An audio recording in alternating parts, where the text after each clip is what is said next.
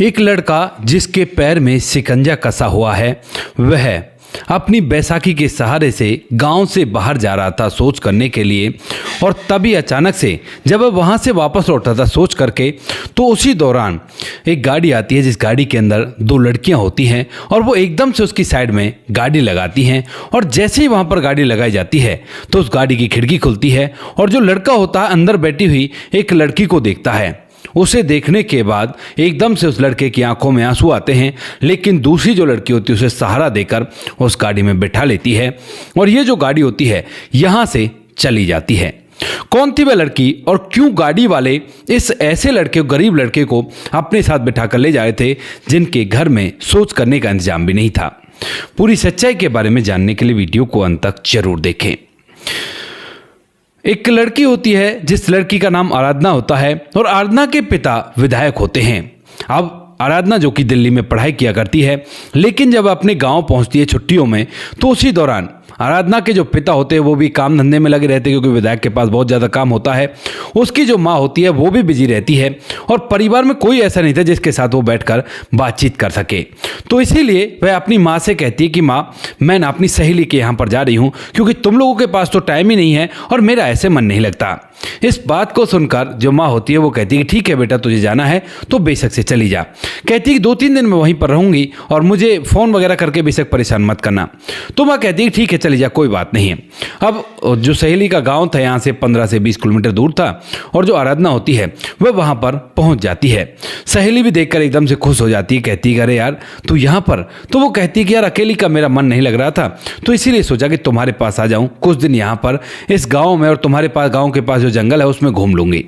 इस बात को सुनकर उसकी सहेली बड़ी खुश होती है और उसके बाद उसे घुमाने के लिए उस जंगल के अंदर ले जाती है। लेकिन पहले ही दिन अचानक से एकदम से क्या होता है कि जब आराधना उस जंगल के अंदर घूम रही थी तो उसी दौरान उसके पैर में सांप काट लेता है। और जैसे ही सांप काटता है तो आराधना को दिख जाता है कि भाई सांप ने काट लिया है। लेकिन आराधना जब अपनी सहेली से कहती है कि मुझे सांप ने काट लिया है तो साथ में एक बात और कहती है कि मेरे पिता को मत बताना, अगर उन्हें पता चल गया तो फिर आगे से मुझे कभी भी नहीं निकलने देंगे। तुम ऐसा करो, मुझे हॉस्पिटल ले जाओ और वहां पर मैं ठीक हो जाऊंगी। ऐसा कहकर वह अपनी सहेली को कसम दे देती है कि उसे नहीं बताना पिता को। और उसके बाद यहाँ से जो सहेली होती है वह इधर उधर देखने लगती है और पूरी तरह से घबरा जाती है कि अब मैं क्या करूँ,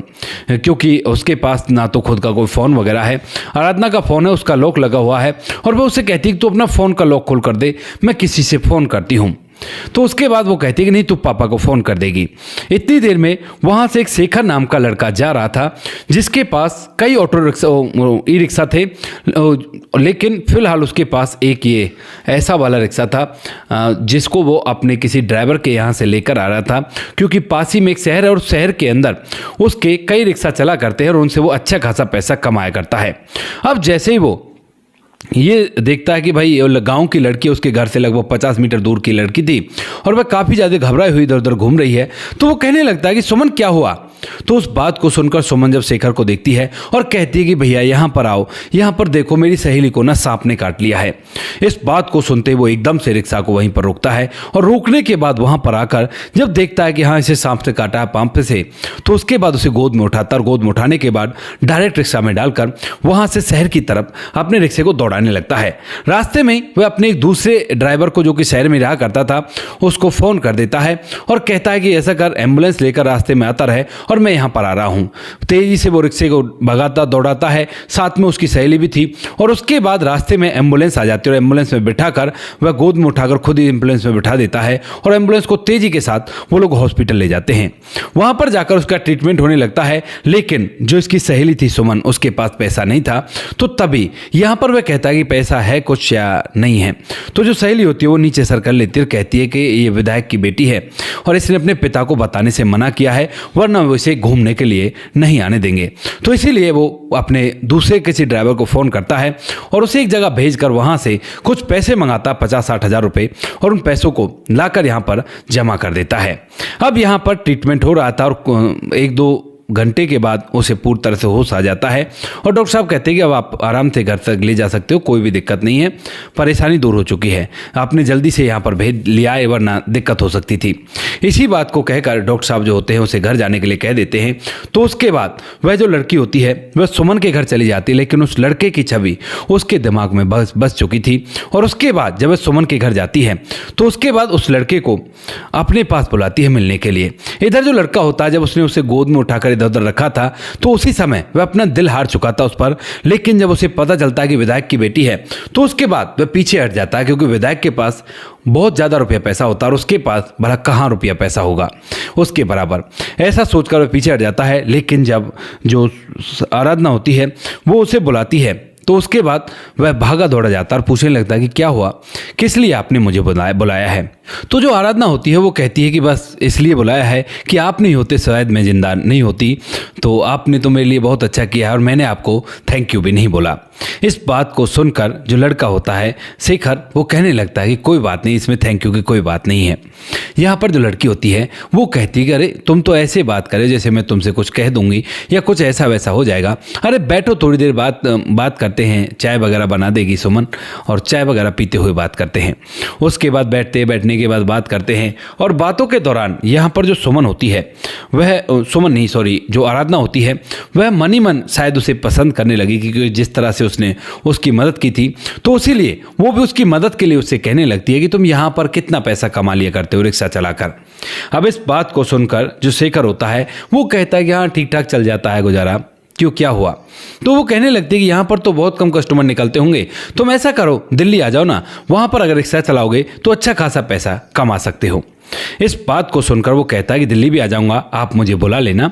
अगर आप बुलाओगे तो ज़रूर से आऊँगा। ऐसा कहकर फिलहाल जो शेखर है वो तो चला जाता है, लेकिन यहाँ से दोनों के दिलों में ऐसे तार छिड़ चुके थे जिन तारों को छिड़ने की वजह से आगे इस कहानी में बहुत कुछ ऐसा होना था जो शायद नहीं होना चाहिए था। उसके बाद यहाँ पर दोनों एक दूसरे के नंबर ले लेते हैं, क्योंकि नंबर तो हो ही गया था, सुमन के पास था उसका नंबर, जब बीमार था तो उस टाइम बीमार थी तो उस समय नंबर वगैरह इधर उधर हो गया था। तो यहाँ पर उसके पास नंबर होता है और नंबर के बाद जब वो यहाँ से छुट्टी बिताने के बाद वापस से पढ़ाई पर जाती है तो उसके बाद इस लड़के शेखर के पास फ़ोन करती है। अभी तक भी लगातार फ़ोन करते हुए आ रहे थे, लेकिन वहाँ से वो उसे बुलाने के लिए कहती है, क्योंकि अब तक बातचीत ऐसी हो रही थी, वो पूछा करता था कि तुम्हारी तबीयत कैसी है, तो वो कहा करती कि ठीक है कोई दिक्कत नहीं है। इधर जो लड़की होती है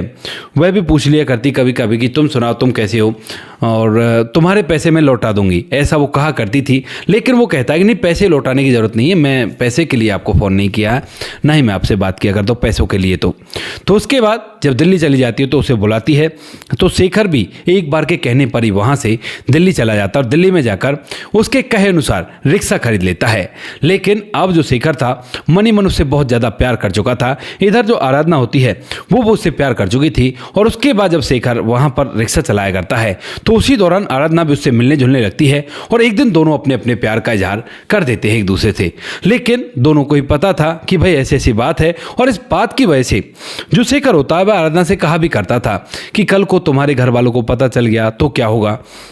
तो जो आराधना होती है वो कहती है कि हम दोनों को एक होने से कोई नहीं रोक सकता और हम दोनों एक साथ अपने जीवन को जिएंगे, मैं अपने घर वालों को छोड़कर भाग आऊंगी और तुम मेरा साथ दे देना। तो दोनों इस बात पर एग्री होते हैं कि भाई हाँ एक दूसरे से भागकर शादी कर लेंगे, लेकिन एक दूसरे से अलग नहीं रहेंगे। और इसीलिए धीरे धीरे जब समय बीतता है तो समय के साथ साथ एक दिन अचानक से जो आराधना के पिता होते हैं वह उसको फ़ोन करते और कहते हैं कि बेटी यहाँ पर आ जाओ। और उसके बाद आराधना वहाँ पर चली भी जाती है और अब तक ये दोनों एक दूसरे के फेसबुक आईडी या फ़ोन वगैरह पर सब कुछ पर आ चुके थे, यानी कि फेसबुक पर भी मैसेज वगैरह किया करते थे और कॉलिंग नंबर वगैरह सारे कुछ उन दोनों के एक साथ थे। अब जैसे ही वो अपने घर जाती है तो उसके बाद यहाँ पर जो उसके पिता होते हैं वह एक लड़के को उसे दिखाते हैं और कहते हैं कि बेटा इस लड़के से तुम्हारी शादी होनी है। अब ये बात सुनकर वह अपने पिता के सामने तो चुप रह जाती है, लेकिन अंदर जाते ही अपनी माँ से गले लिपट कर रोने लगती और कहती है कि माँ मैं किसी और लड़के से प्यार किया करती हूँ, इससे शादी नहीं कर सकती। यहाँ पर जो माँ होती है वो कहती है कि ये बात अपने पिता तक पहुँच भी मत जाने देना, क्योंकि उन्हें पता है कि तू किसी और से बातचीत किया करती है, लेकिन उन्हें यह है कि भाई तू उससे प्यार नहीं करती होगी और अगर उन्हें पता चल गया कि तू उससे प्यार किया करती है तो तुझे पता है कि वो उसके साथ क्या करेंगे। अगर तू उसकी भलाई चाहती है तो तू इसी के साथ शादी कर ले। अब माँ की ये बात सुनती है और अपने प्रेमी के बारे में सोचती है कि भाई उसने मुझे जीवन दान दिया है, तो उसके बाद उसे यही अच्छा लगता है। वह आज के आज इस फ़ोन को स्विच ऑफ करती है, नंबर को भी और सारी चीज़ों को स्विच ऑफ करने के बाद अपने कमरे की पुरानी अलमारी में रख देती है स्विच ऑफ करके, और अपनी आंखों के आंसू को पोंछ लेती है अपने प्रेमी की सुरक्षा के लिए। उसके बाद उस लड़के से शादी हो जाती है और शादी होने के बाद धीरे धीरे करके समय बीतने लगता है। बीतते बीतते इन बातों को 4 साल बीत जाते हैं और इन 4 सालों में कभी भी जो आराधना है उसने ना तो कभी उसे कांटेक्ट करने की कोशिश की, ना ही कोई ऐसी बात की, यानी कि अपनी सहेली से कोई बात की हो, किसी से उसने सभी से कांटेक्ट छोड़ दिया था, मानो कि वो पुरानी लाइफ को पूरी तरह से छोड़ चुकी हो अपने प्रेमी की सुरक्षा के लिए। लेकिन अभी भी वो बार बार उसे याद आया करता है, क्योंकि जहाँ पर उसकी शादी हुई है वो ग्रामीण एरिया है और ग्रामीण जगह को देखने के बाद उसे शेखर के साथ बिताए वो पल याद आते हैं जब वो ठीक होने के बाद उसके साथ वहाँ गांव में घूमा फिरा करती थी। अब ये सारी बातें याद तो आती है लेकिन वो कुछ भी नहीं कर पाती है, क्योंकि उसे पता है कि भाई यहाँ भी बड़े घर में उसकी शादी हो गई है और ये मान मर्यादा को छत विछत करने का मामला होगा अगर उसने ऐसा कुछ किया तो। ऐसा सोचकर वो चुपचाप अपने जीवन को जीती रहती है। लेकिन जब 4 साल हो जाते हैं तो 4 साल बाद एक बार वह वापस अपने मायके आती है। वहाँ पर कुछ दिन रहने के लिए आई थी, क्योंकि उसका पति जो था वो विदेश चला गया था। अब जब मायके आती है तो मायके में आने के बाद वह अपना पुराना वाला जो सामान था उसे देख रही थी और वहीं पर उसे वो पुराना फ़ोन मिल जाता है। अब 4 साल इस फ़ोन को बंद हुए हो गए थे और वह देखती है कि शायद चलेगा या नहीं चलेगा, लेकिन जैसे ही वो बैटरी वगैरह वो चार्जिंग में उसे लगाती है तो चार्ज होने के बाद वो एकदम से चल जाता है और एक साथ से जैसे ही ऑन होता है तो वो उसके बाद वो उसमें नेट कनेक्ट करती है वाईफाई से। हालांकि वो 3G फ़ोन था लेकिन फिर भी वाईफाई से उसमें नेट कनेक्ट हो जाता है और नेट कनेक्ट होते ही एकदम से मैसेजों की लड़ी लग जाती है। और जैसे ही मैसेजों की लड़ी लगती है तो उसके बाद आराधना एकदम से हैरान हो जाती है और वे मैसेज किसी और के नहीं, शेखर के थे, जो कि फेसबुक पर उसे मैसेज किया करता था कि क्या हुआ, कहाँ चली गई तुम, और तुम्हारे बारे में तुमसे मुझे मिलना है और कहाँ पर हो। तो यानी कि हर रोज़ हर 2-3 दिन में वो एक मैसेज ज़रूर किया करता था और उस तरह से उसके मैसेज आते हैं। लेकिन जब वो सभी मैसेजों को देखती है तो उसकी आंखें भर आती हैं, लेकिन अंत में पिछले 3 महीने से उसे लगातार कोई मैसेज नहीं आ रहा था। ये बात देखकर वो बड़ी हैरान होती है और सोचने लगती है कि क्या हुआ होगा उसे। यह सोचकर वह सोचती है मनी मन कि भाई अब शादी तो हो ही गई है, पति जो है वो भी विदेश चला गया है और घर वालों को वह ज़्यादा शक इस बात से नहीं होगा, तो एक बार उसका हालचाल तो जान लेती हूँ, अपनी सहेली के पास चलती हूँ। ऐसा सोचकर जो आराधना होती है उस मोबाइल फ़ोन को अपने साथ लेकर जाती है और यहाँ से जाकर सीधा अपनी गाड़ी में बैठती है, जो क्योंकि गाड़ी उसे चलानी आया करती थी, और गाड़ी में बैठकर सीधा अपनी सहेली के घर पर पहुंच जाती है। अब उसके घर से लगभग 50-100 मीटर दूर उसका घर था और जैसे वो सहेली के पास जाती है तो सहेली एकदम से गले लिपटकर उसके अच्छे तरह से उसका स्वागत करती है और कहती है कि आजा, काफ़ी दिनों में आई है और मैं भी फ़िलहाल गाँव में आई हुई थी, मेरी भी शादी हो गई तुझे पता है, और मेरे पति मैनेजर हैं कंपनी में। तो वो कहती है कि हाँ ठीक है यार, कोई दिक्कत नहीं, मेरे पति तो फ़िलहाल विदेश चले गए हैं। ऐसी बातों से उनकी शुरुआत होती है। वो उसके चाय पानी का प्रबंध करती है जो सहेली होती है सुमन, और उसके बाद जो आराधना होती है वह उससे बात करने लगती है कि यार वो लड़का जो शेखर था उसका क्या हाल है। तो इस बात को सुनने के बाद जो सुमन होती है वो कहती है कि उसका तो तू पूछ ही मत, उसका तो बहुत बुरा हाल है। वो पूछती है कि कैसे, तो वो कहने लगती है कि यार उसके बाद जब वह दिल्ली चला गया था तो दिल्ली जाकर वह काम करने लगा और काम करने के दौरान वह वहाँ से वापस आ जाता है कुछ दिनों में, और वापस आने के बाद वह ना तो रिक्शा चलाया करता ना कुछ किया करता है, बस पागलों की तरह घूमा करता है और एक मोबाइल फ़ोन को ही लगा रहा करता है। बस उसे मोबाइल फ़ोन ही दिखा करता है, ना नहाना ना धोना, लंबी लंबी दाढ़ी मूंछ होती हैं और एक तरह से ऐसे हो जाता है जैसे कुछ दिमागी प्रॉब्लम इसको आ गई हो। उसके घर वाले जब वो घर पर आ जाया करता तो उसको रोटी पानी दे दिया करते हैं, वरना वो ऐसे ही पड़ा रहा करता है, जहाँ उसका मन किया करता वहीं पर सो गया। यानी कि पूरी तरह से उसकी हालत खराब हो चुकी थी। अब इस बात को देखते हुए यहाँ पर जो सुमन है, यानी कि जो आराधना है, सुमन की बात को जब सुनती है तो उसके आंखों से आंसू निकल पड़ते हैं और तभी जो आराधना होती है उससे वो पूछने लगती है सुमन की क्या हुआ, तुम्हारी आंखों में आंसू कैसे आ गए। तो उसके बाद वो कहती है कि यार क्या करूं, मान नहीं रहा कि तुम्हें बताऊं या ना बताऊं। तो वो कहती है कि यार बता दे क्या बात है, आंखों में आंसू कैसे आ गए, कुछ चक्कर था क्या। तो उसके बाद जो आराधना होती है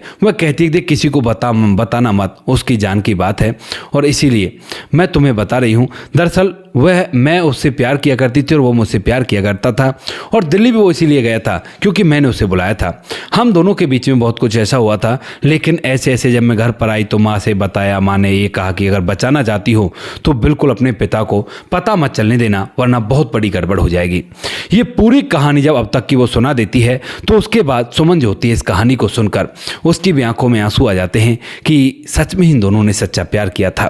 क्योंकि उसका प्रेमी उसके प्यार में पागल सा हो गया था। और इसी पागलपन की हालत में पिछले 3 महीने से कोई उसका एक्सीडेंट कर गया था, और जब एक्सीडेंट कर जाता है तो गांव के लोग तो घर ही लेकर आएंगे, और जब उसे घर लेकर आते हैं तो यहाँ पर उसके घर वाले उसका फ़ोन उसे छीन कर रख लेते हैं। और यहाँ पर ये रीज़न भी पता चल जाता है कि पिछले 3 महीने से वो लगातार मैसेज क्यों नहीं कर रहा। अब इस बात को देखते हुए यहाँ पर जो आराधना होती है वो कहती है कि फिर अब उससे मुलाकात कैसे हो सकती है। तो वो कहती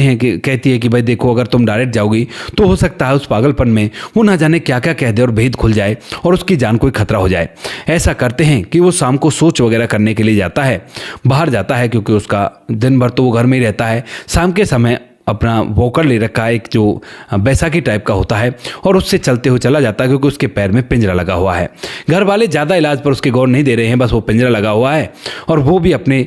देही पर यानी कि अपने शरीर पर कोई ज़्यादा गौर नहीं दे रहा है। तो वहाँ से सोच करके जब वो लौटेगा तो उस समय उससे मुलाकात हो सकती है। इसके बाद जो विधायक साहब की बेटी होती है आराधना, वो कहती है कि ठीक है, तो शाम के समय उसे बात करते हैं और उससे मिलने का मन है मेरा। उसके बाद यहाँ पर जैसी शाम होती है तो शाम के समय दोनों सहेलियाँ उसी गाड़ी में बैठती हैं जिसको चला कर लेकर आई थी विधायक साहब की बेटी आराधना, और उसके बाद उस जगह पर खड़े हो जाते जहाँ से वो निकला करते थे। जो लड़का था वो पहले जा चुका था और वो लोग उसकी राह देखने लगते हैं कि कब सोच करके वापस लौटेगा और उसके बाद इसे अपने साथ ले जाएंगे। वो थोड़ी सी सुनसान जगह थी और शाम का समय हो चुका था, और जैसे ही वो लड़का आता है बैसाखी के सहारे से, तो उसी समय यहाँ पर जो आराधना होती है वह खिड़की खोल देती है और ड्राइविंग सीट पर खुद बैठी हुई थी, और कंडक्टर साइड की सीट की जो खिड़की थी वो उसने खोल दी थी, और पीछे जो उसकी सहेली थी सुमन वह बैठी हुई थी। अब इसके बाद जैसे खिड़की खोलती है तो यहाँ पर जो लड़का होता है वह आराधना की तरफ देखता है, और जैसे आराधना की तरफ शेखर देखता है तो एकदम से उसकी आंखों में आंसू आ जाते हैं। अब जैसे वो उसकी आंखों में आंसू देखती है तो उसके बाद आराधना की आंसू में भी आंसू आ जाते हैं, इधर सुमन की आंखों में भी आंसू आ जाते हैं। लेकिन तभी सुमन अपनी खिड़की से उतरती है और उतरने के बाद उसे सहारा देकर गाड़ी में बैठने के लिए करने लगती है। वह भी बिना कोई विरोध किए उस गाड़ी में बैठ जाता है और फिर खिड़कियां बंद होती हैं और यहाँ से गाड़ी अब एक नए रूट के लिए चल देती है। दरअसल इन दोनों ने डिसाइड कर लिया था कि भाई उसकी देखरेख हम करेंगे, क्योंकि आराधना की जान उसने बचाई थी उस समय पर और उसका बदला तो बनता ही है। इसीलिए वह उसे लेकर वहाँ से एक फ्लैट पर, पहले जो फ्लैट उसने किराए पर ले रखा है अपने घर से लगभग 15 किलोमीटर दूर, उस फ्लैट में जाकर ठहरा देती है और कहती है कि तुमने क्या हाल बना रखा है अपना। तो यहाँ पर जो शेखर होता है वो कहता है कि हाल चाहे कैसा भी हो, तुम्हें इससे क्या मतलब है, तुमने तो मुझे पूरी तरह से इस्तेमाल किया है। लेकिन तभी जो आराधना होती है वह आंखों में आंसू ले आती है और कहती है कि मैं सोच रही थी कि तुम ऐसा ही सोचोगे, लेकिन ऐसा कुछ भी नहीं है शेखर। दरअसल बात ऐसे ऐसे हो गई थी। जब पूरी कहानी वह शेखर को समझाती है तो उसके बाद जो शेखर होता है वह भी समझता है कि हाँ भाई सही कह रही है। उसके बाद जो आराधना होती है वह उसके लिए अच्छे से डॉक्टर को नियुक्त करती है और कहती है कि डॉक्टर साहब आप इसका इलाज करें, और डॉक्टर साहब जो होते हैं वह उसका इलाज करते हैं। एक नौकरानी को वो वहाँ पर रखती है और नौकरानी को वहाँ पर रखने के बाद उसका प्रॉपर ट्रीटमेंट करवाती है। जब भी उसे टाइम मिला करता तो छुपते छुपाते वहाँ पर चली जाया करती उससे मिलने के लिए, और वो लोग काफ़ी अच्छी दोस्ती भरी बातें वहाँ पर करते हैं। यानी कि पुरानी बातों को भूल चुके थे, क्योंकि दोनों की लाइफ अलग अलग हो गई थी। जब उसे पता चलता है कि भाई इसकी शादी हो चुकी है तो उसके बाद वो कहता है कि ठीक है अब मैं ठीक हो गया हूँ और अब मैं चलता हूँ। यानी कि जब वो ठीक हो जाता है तो वह जाने के लिए कहने लगता है। लेकिन तभी जो आराधना होती है वो कहती है कि चले तो जाना, लेकिन तुम्हारा कुछ कर्ज है मेरे पास। ऐसा कहकर वह अपने पास से लगभग 2 से 2.5 लाख रुपए निकालती है और उन्हें उसकी तरफ बढ़ाने लगती है। वो कहता है कि मैं क्या करूंगा इनका। तो उसके बाद वो कहती है देखो तुम ठीक हो चुके हो, तुम्हारा अब तक का खर्चा मैंने उठाया, ये तो उसका बदला था जो तुमने हमारी देखभाल की थी और मुझे मेरी जान को बचाया था। अब ये जो पैसे हैं ये वो तुम्हारे 50,000 के बदले हैं जो तुम्हारे मेरे इलाज में लगे थे, क्योंकि तुम्हारे उन पैसों की कीमत उस टाइम पर भले 50,000 थी, लेकिन आज उनकी कीमत 2.5 लाख के तक करीबन हो जाती है। अगर ब्याज से भी समझो तो, अगर महंगा ब्याज लगाएं तो इस बात को सुनने के बाद यहाँ पर जो लड़का होता है वो मना करने लगता है, कहता है कि नहीं मुझे नहीं चाहिए। तो वो कहती है देखो इनसे नया काम स्टार्ट करो, हम और तुम एक अच्छे दोस्त रहेंगे जीवन भर के लिए, जो कुछ हमारे बीच में हुआ था उन सभी चीज़ों को भूल जाओ और दोस्ती के साथ ये जिंदगी आगे बढ़ेगी। मैं तुमसे मिलने आती रहूंगी और मैं नहीं चाहती कि कभी कोई मुझे तुमसे मिलते हुए देखे और ये कहे कि भाई देखो विधायक की बेटी का कितना गरीब दोस्त है। तो तुम इनसे अच्छा सा काम चालू करो, अपनी शादी करो, देखो जो हो गया हमारी जिंदगी में शायद यही लिखा था, उतनी खुशी के पल थे। यानी कि आराधना उसे जैसे तैसे करके समझा देती है और वह भी इस बात को समझ जाता है और उन 2.5 लाख रुपयों से वो सैटरिंग का बिजनेस करता है। और फिलहाल के समय में उसका वो बिजनेस यानी कि सैटरिंग का तो उसने खोला था, लेकिन साथ में टाइल पत्थर का उसने गोदाम बना लिया है और बिल्डिंग मटेरियल सप्लाई का गोदाम बना लिया है, हार्डवेयर की दुकान उसने कर ली, यानी कि बहुत बड़ा बिजनेसमैन वो बन चुका है। और फिलहाल वह उससे मिलने के लिए जाया करती है, वो दोनों दोस्ती के नाते एक दूसरे से मिला करते हैं और खूब पूछा करता है तो कैसे मिला करते हैं, तो वो यही बता देती है कि एक बार सांप ने काट लिया था और हम लोग काफ़ी अच्छे मित्र हैं उस दिन थे। उसका पति भी उसके पास आया करता है, यहाँ तक कि जब उन्हें कभी किसी सामान की ज़रूरत होती है तो वह उसी के यहाँ से ले जाया करते हैं, क्योंकि उस टाइम पर मिलने के चक्कर में यहाँ पर जो लड़का होता है यह काफ़ी ज़्यादा परेशान रहा था और उसने कई ऐसे काम किए थे जिन बातों को वह अपनी जब जो प्रेमिका होती है आराधना उसे बताता है तो उसे भी बहुत बुरा लगता है। तो यहाँ पर फिलहाल वो लोग सब अच्छी तरह से हैं, लड़के की भी शादी हो चुकी है, लड़की की भी शादी हो चुकी है और ये कहानी हमें आराधना ने भेजी है। तभी ना तो अपने पिता का नाम बताया है और ना ही अपने गांव या शहर का नाम बताया है, और फिर बताना ठीक भी नहीं है क्योंकि विधायक साहब हैं और अगर उनकी इज्जत पर कोई भी उंगली उठी तो उसके बाद आप लोगों को पता ही है कि नेताजी क्या क्या कर सकते हैं। तो इन बातों को ज़्यादा छेड़ते नहीं हैं, बाकी अपना काम आगे करते हैं। इस कहानी का मेन मोटिव आपको शिक्षा देना था, शिक्षा आपको मिल चुकी है, जो भी शिक्षा मिली है वो कमेंट सेक्शन में बता देना। वीडियो अच्छी लगी हो तो वीडियो को लाइक और चैनल को सब्सक्राइब जरूर करें ताकि हमें थोड़ा सा हौसला मिल सके आप लोगों के लिए ऐसी अच्छी वीडियो बनाने के लिए। इन कहानियों को सुनाने का उद्देश्य किसी को परेशान करना बिल्कुल भी नहीं है। ये कहानी आपको इसलिए सुनाई जाती है ताकि आप लोग इन कहानियों में से कुछ ना कुछ सीख सको और अपने जीवन में उस चीज़ को अप्लाई कर सको। मिलते हैं किसी नेक्स्ट वीडियो में नए टॉपिक के साथ, तब तक के लिए जय हिंद, जय भारत, जय हिंदुस्तान।